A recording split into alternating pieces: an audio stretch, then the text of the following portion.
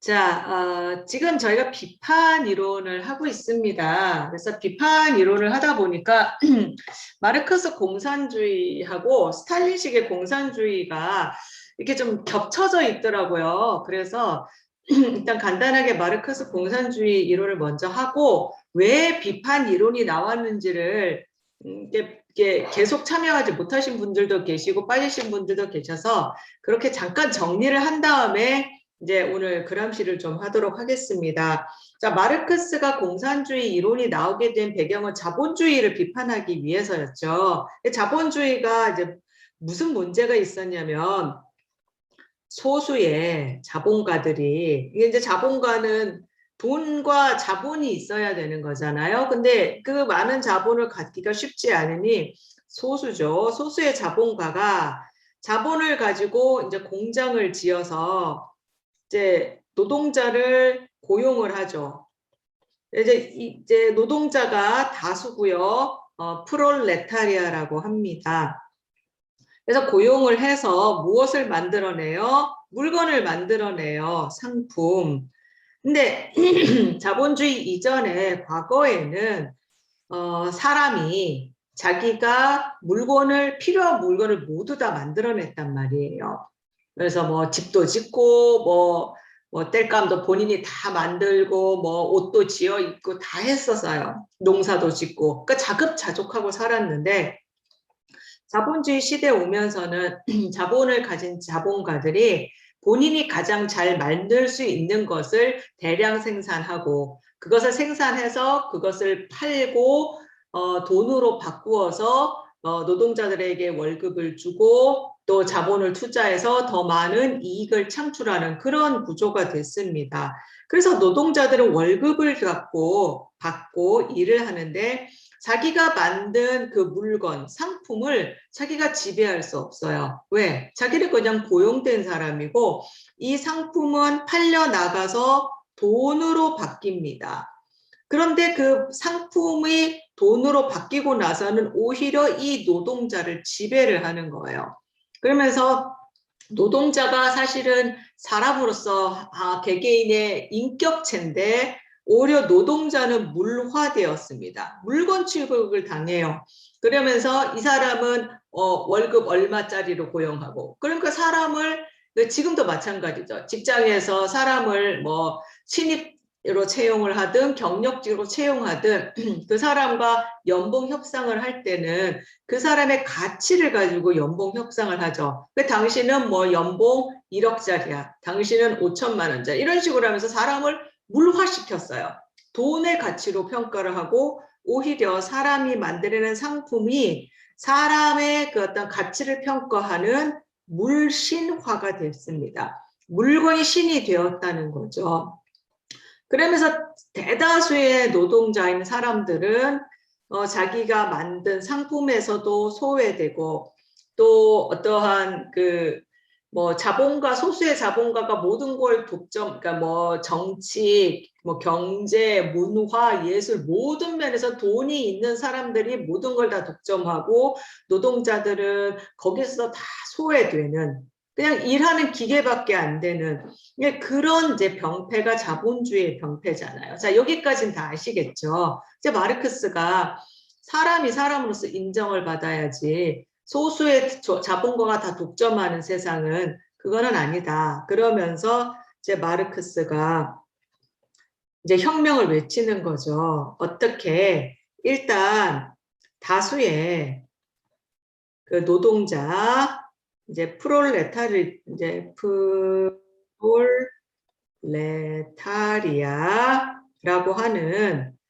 다수의 노동자들에게 무엇을 해요? 교육을 시킵니다. 의식화 교육을 시키는 거예요.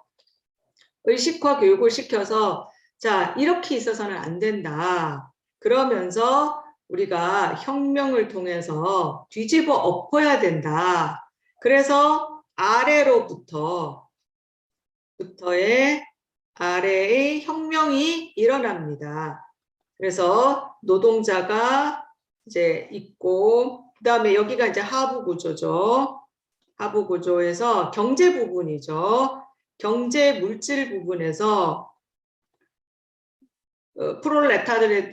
프롤레타리아들의 그 의식화 교육된 사람들이 이제 자본가와 갈등을 통해서 이제 혁명을 해서 이제 공산주의 사회가 되는 거죠. 공산주의 혁명이 일어나면 상부 구조에 해당되는 정치, 문화, 예술, 교육, 뭐 등등등등 이런 것들은 저절로 이루어질 거다라고 생각했던 게 마르크스였어요. 그러니까 왜냐하면 하부 구조가 먼저 이루어지고 상부 구조는 하부 구조를 무엇을 할까요? 지지해주고 이렇게 뭐라 그럴까 지지해주는 그런 도구였기 때문에 마르크스가 보기에 그래서 하부 구조의 혁명이 일어나면 상부 구조는 저절로 바뀔 거야라고 생각을 했었습니다. 이게 이제 마르크스예요. 자, 그렇게 해서 실제로 어디에서 혁명이 일어났습니까? 러시아에서 혁명이 일어났습니다. 그때 저희가 배웠던 루카치나 그라빈시나 블로흐나 이런 사람들이 대거 러시아로 건너가서 정말 당대 최고의 공산주의 이론가들이, 지식인들이, 철학자들이 가서 엄청나게 지원을 했어요. 그래서 정말 그 막심 고리키의 어머니라는 작품을 보신 분들 계신가요? 거기에 보면 그 이제 주인공도 어떤 그런 지식인 계층이거든요. 그 러시아의 농민들을 찾아가서 그렇게 다 교육을 시켜요. 그렇게 해서 러시아에서 실제 혁명이 일어났습니다. 자, 이제는 정말 마르크스의 이론이 이제 현실화 이제 된 거죠. 자, 그래서 이제 아래로부터 혁명이 성공을 했습니다. 그래서 정권이 바뀌었습니다. 그러면 이제 그 공산주의자들이 기대했던 거는 상부 구조도 바뀌겠거니라고 기대를 했는데 막상 그렇게 혁명이 일어나고 난 다음에 레닌이 죽고 스탈린이 집권을 하면서 이 기대가 산산이 부서져 버렸던 거예요. 아래로부터의 혁명은 성공을 했는데 저절로 상부 구조, 위로의 그러니까 상부 구조가 공산주의화도 저절로 되는 게 아니라는 걸 깨달았던 거예요.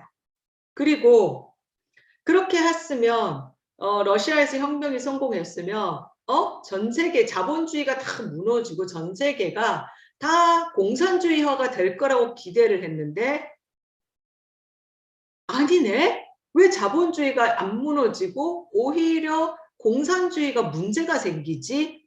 라는 질문을 가지면서 그 원인을 찾으려고 했던 사람들이 바로 비판 이론가입니다.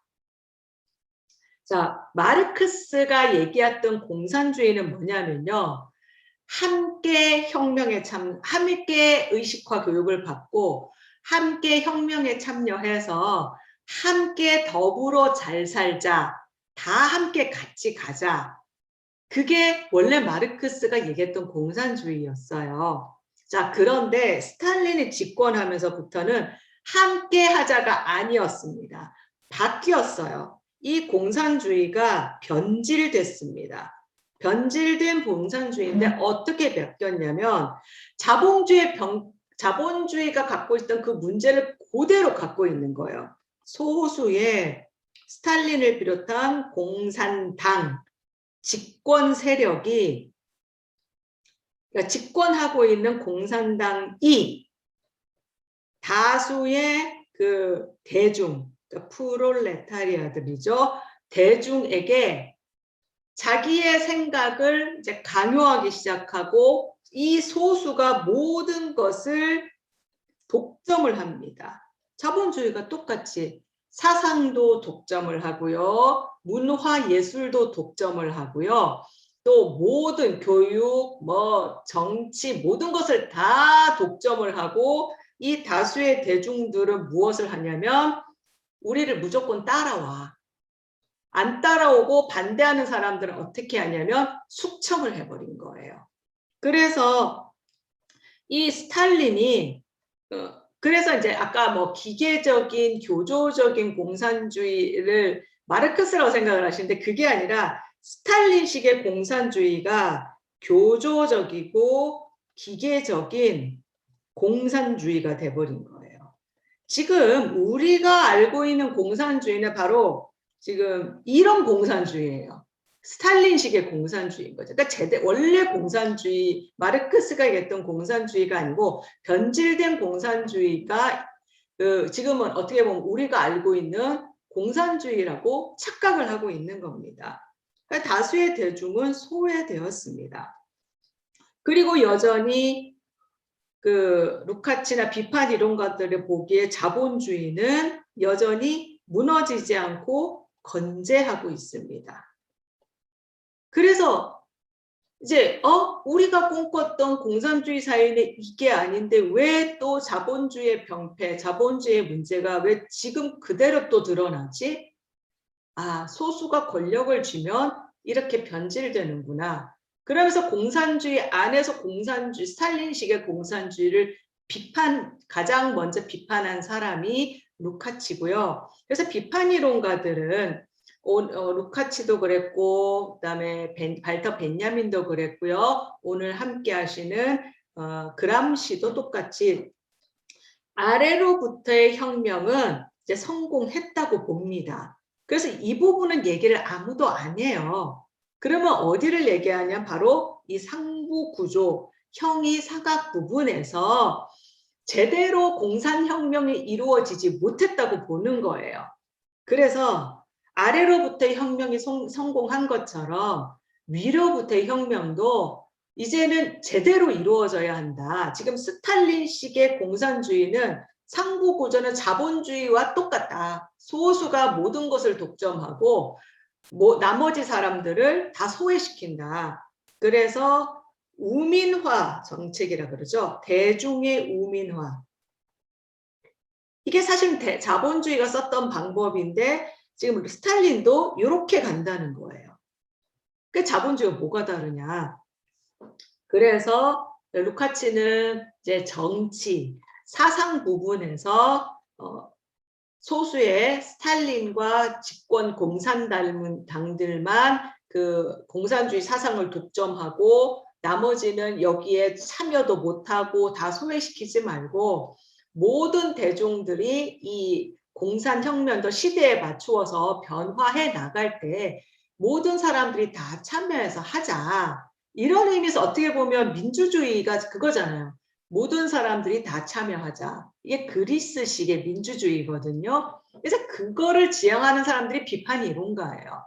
그리고 발터 베냐민은 문화 예술 분야에도 소수가 독점을 하고 있다. 소수의 공산 집권 세력이. 그러니 모든 사람들이 다 예술가다. 소수의 사람만 예술가가 아니라 모든 사람들이 다 창조적인 예술가이다. 그리고 이 눈에 보이는 어떤 작품만이 예술 작품이 아니라 눈에 보이는 예술 작품은 그 뒤에 배후에 모든 것들을 다 포함한 것들 중에 하나가 대표로 나온 거다. 그러니까 이 작품은 정말 가치가 있고 다른 작품은 가치가 없고 그런 게 아니라 모든 작품들은 다 소중하고 다 가치가 있다. 그래서 어느 것이 우월하고 어느 것이 열등하다 이렇게 평가할 수 없다. 그런 의미에서 모든 대중들, 모든 프롤레타리아들도 다 예술가다. 이렇게 얘기를 했던 겁니다. 자, 여기까지 일단 무슨 말씀인지 다 이해가 되셨습니까? 예, 끄떡끄떡. 네, 그러면 오늘 그람시 하도록 하겠습니다. 그람시는요, 무슨 얘기를 하냐면 교육 부분에서 이제 얘기를 합니다. 무슨 교육이냐면 바로 사상교육이에요. 사상교육. 그래서 아까 여러분들께서 말씀하셨듯이 이데올로기적 헤게모니 이 책에도 나오고요. 많이 들어보셨죠? 헤게모니는 뭐냐면 권력이란 뜻이거든요. 권력을 갖는 거예요. 이데올로기, 사상이죠. 자, 한 사상이 권력을 갖게 되는 거예요. 지금은 이제 스탈린을 비판을 하는 거죠. 그람시나 루카치나 벤야민 다 마찬가지예요. 스탈린의 그 잘못된 그러니까 공산주의 이론도 끊임없이 시대에 맞추어서 변화해 나가야 되는데 그 변증법이잖아요. 변증법이 뭐예요? 고정이 아니라 계속 끊임없이 변화해 나가야 되는데 스탈린이 집권하면서부터는 스탈린식의 공산주의가 딱 고정이 돼버린 거죠. 변화되지 않는 영원한 마치 성경처럼 진리가 돼버려서 이것을 따르지 않는 사람들은 다 숙청을 해버리는 거죠. 이데올로기가 그래서 그걸 이데올로기라고 하잖아요. 그게 권력을 헤게모니를 갖게 된 거예요. 자, 그런데 이 공산주의 스탈린의 그 공산주의는 그런 공산주의 이론이 이데올로기가 됐습니다. 하나의 교리처럼 돼버린 거죠. 그리고는 그것이 무엇을 갖고 있냐면 헤게모니를 딱 쥐고 루카스랑 같아요. 일반 대중들을 어떻게 할까요? 소외시키면서 이들에게 자, 헤게모니 권력을 갖고 다수의 대중들에게 주입식으로 교육을 시킵니다. 주입식 교육을 시킵니다. 이 사상을 무조건 달달달달 외워. 우리께 오르니까 우리 거를 해. 이제 요게 가장 잘된 국가가 북한이에요. 김일성이 딱 나라를 집권하고 나서 그 북한 주민들한테 어떻게 했습니까? 완전히 그냥 쇠뇌 교육을 시켜버리잖아요. 강제로 어릴 때부터 이렇게 자 그래서 사실은 이 방법이 굉장히 속도는 빠르죠. 그리고 굉장히 효율적이죠. 빨리 이렇게 퍼져나갈 수가 있죠. 그래서 이거를 전쟁용으로 비유를 하자면 기동전에 해당되겠습니다. 제가 찾아봤어요. 기동전이 도대체 뭔가 했더니 최소한의 병력으로 정말 그 적을 섬멸하는 최대의 효과를 누리는 것이 기동전이래요. 그러니까 빠른 시간에 최소한의 힘을 들여서 빨리 공산주의를 퍼뜨리는 데는 아주 좋은 방법이죠. 그래서 이 소수의 스탈린 집권당이 집권하고 있는 공산당이 이 공산주의라는 이데올로기를 딱 가지고 권력 헤게모니를 쥐고 어떻게 해요? 기동전의 방법으로 다수의 그 대중들에게 프롤레타리아들에게 빠른 시간 안에 공산주의 사상을 퍼뜨리고 강제로 주입을 시키고 강요를 시켰습니다. 그래서 이제 빨리 인식이 된 거는 있었어요. 그런데 여기까지는 좋았는데 여기에 따르지 않거나 또 반대하는 사람들은 어떻게 했냐면 숙청을 시켰던 거예요. 제거를 해버리는 거예요. 그래서 내 말을 안 따라와 다 쳐내버리는 거죠.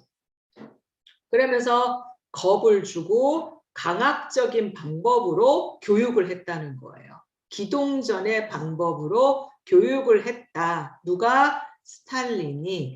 스탈린식의 공산주의자들이 그 정치 사상 교육을 시켰을 때는 기동전의 방법을 썼다는 거예요. 그런데 사실은 마르크스가 썼던 방법은 기동전이 아니었습니다. 그러면서 그람시가 이것을 비판하면서 그 원래 마르크스가 썼던 방법 또 이제 이 사람이 이렇게 해서 진지전을 해야 한다. 그 진지전은 뭐냐면 이것도 전쟁 용어죠. 참호를 파는 거예요. 진지를 파서 구덩이를 파서 거기에 이제 죽치고 있는 거죠. 이게 이제 요거는 장기전이죠. 그래서 그냥 뭐 몇 년이 되든 그냥 계속 싸우는 거죠. 그것처럼 좀 시간이 걸리더라도 진지를 구축하고 모든 사람들을 하는 것처럼 진지전의 방법을 하는데 이거는 뭐냐면요. 시간이 오래 걸리긴 하지만 이 지식인들이 대중들에게 파고 들어가서 이 대중들을 의식화 교육을 시키는 거예요. 시간을 들여서. 그러면서 그들을 설득하고 동의를 얻는 방법을 통해서 어떻게 할까요? 공산주의 그 사상을 알게 할 뿐만 아니라 그렇게 알게 함으로써 그들이 같이 헤게모니를 가지고 같이 참여하게 하는. 그래서 진지전을 통해서 헤게모니를 공유하게 한다는 거죠. 여기서는 지금 헤게모니가 소수에게 지금 뭐라 그럴까, 소수에게 이렇게 각 소수만 갖고 있다고 한다면 진지전을 통해서 헤게모니를 다수가 대중이 공유하게 하는 방법을 쓰자라고 얘기했던 사람이 그람시였습니다. 그람시가 보니까 분명히 이 자본주의는 열등하고 공산주의보다 열등하고 문제가 많아서 망해야 하는데 왜 망하지 않을까? 공산주의 혁명이 일어났는데도 불구하고 공산주의는 생각보다 빨리 퍼져나가지 못하고 있는 반면 자본주의는 왜 안 망하지? 라는 궁금증을 가지고 그람시가 이제 자본주의를 또 연구를 하기 시작했습니다. 그랬더니 바로 이 부분에서 실패를 했다고 본 거예요. 그람시는. 자본주의가 문제가 많습니다. 문제가 많은데 자본주의가 왜 아직까지도 무너지지 않고 잘 이렇게 유지가 되고 있냐면 바로 이 부분에 성공을 했다고 자 이제 그람시는 본 거예요. 대표적으로 미국에 이제 미국을 예로 드는데 테일러주의와 그다음에 포드주의로 대표되는 진지전을 구축했다고 해요. 자, 그럼 테일러주의와 포드주의가 뭐냐면요. 테일러라는 학자가 있습니다. 이 학자가 어떻게 하면 생산 효과를 높일 수 있을까라는 것을 연구를 하다가 방법을 해낸 것이 뭐냐면 분업화입니다. 그러니까 예를 들어 자동차를 만들어요. 그러면 예전 같으면 한 사람이 처음부터 혼자서 자동차를 조립부터 혼자 다 차를 만드는 거예요. 그러면 너무 오래 걸리잖아요.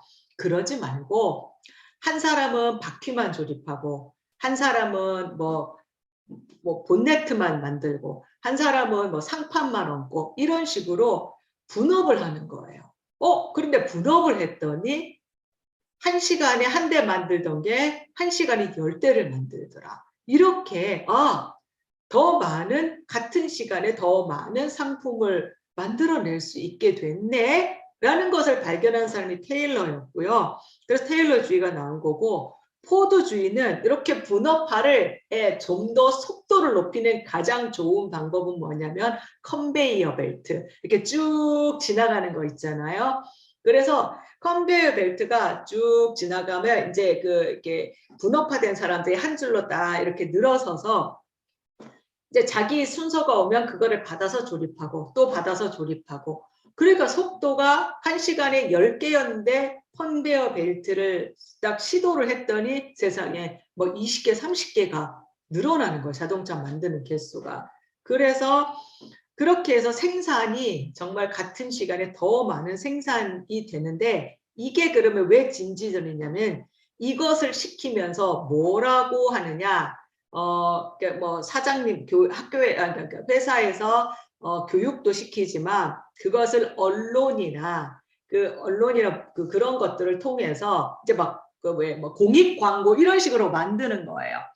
뭐라고 하느냐면 그런 거죠. 자본주의 사상을 교육하는 거죠. 여러분들이 이 땀 흘려서 일해서 같은 시간 10개 만들어내는 것을 30개, 40개를 만들어냈을 때 여러분들 더 많은 물건을 팔 수 있고 그러면 어떻게 될까요? 더 많은 돈을 벌게 되면 그것이 다 누구에게 돌아가겠습니까? 여러분들에게 월급으로 돌아가고 보너스로 돌아가서 여러분들은 그 돈을 가지고 사고 싶은 거 사세요. 그러면서 또 폭탄 블랙 프라이데이 이런 거 만들어서 또 사람들 살 수 있도록 또 이렇게 세일을 하면서 여러분들 누리세요. 여러분들은 그만한 자격이 있습니다라고 하면서 월급을 올려주고 또 이렇게 마음껏 소비할 수 있도록 이렇게 세일을 하게 한다는 등 그러면서 내가 열심히 일해서 내가 노동한 만큼 버니까 내가 이렇게 또 사고 싶은 걸 쓸 수 있구나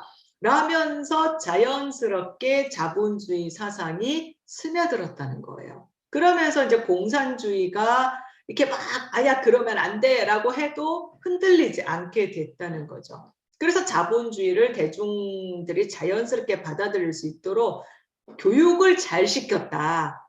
진지전에서 성공했다라고 그람시가 본 겁니다.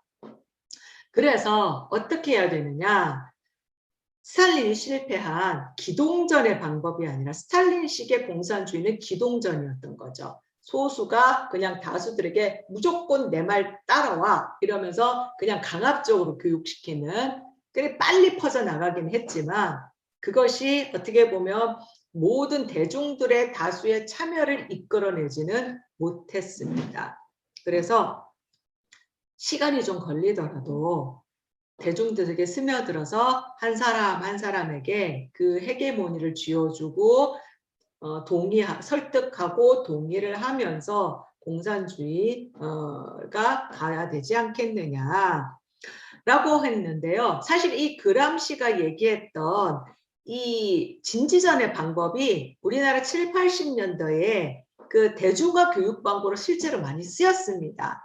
기억하실 거예요. 그때 그 대학생들, 막 그 서울대학교, 뭐 서울의 수도권의 대학교 학생들이 어떻게 했습니까? 뭐 농활이라는 방법을 통해서 했지만 공장에 위장 취업해서 들어가서 어떻게 했어요? 그 공장 노동자들에게 계속 그 의식화 교육을 시켰잖아요. 그러면서 그렇던 사상의 헤게모니를 공유하게, 이데올로기의 헤게모니를 대중들도 노동자들도 공유하게 만들었습니다. 사실은 이미 우리나라에서도 그 방법을 썼어요.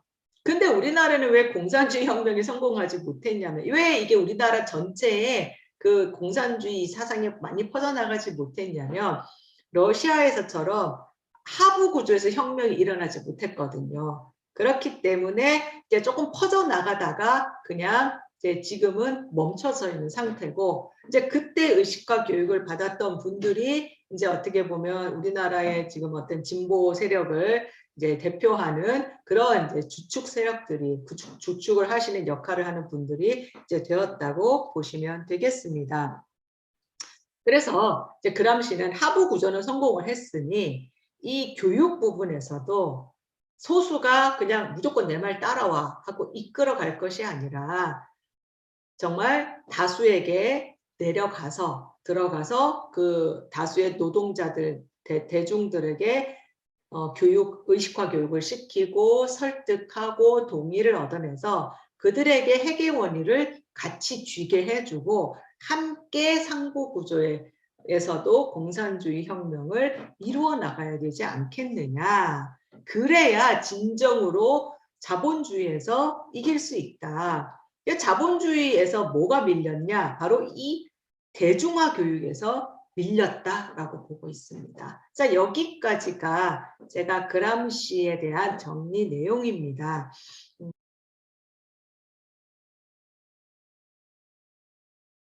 여기까지 하도록 하겠습니다.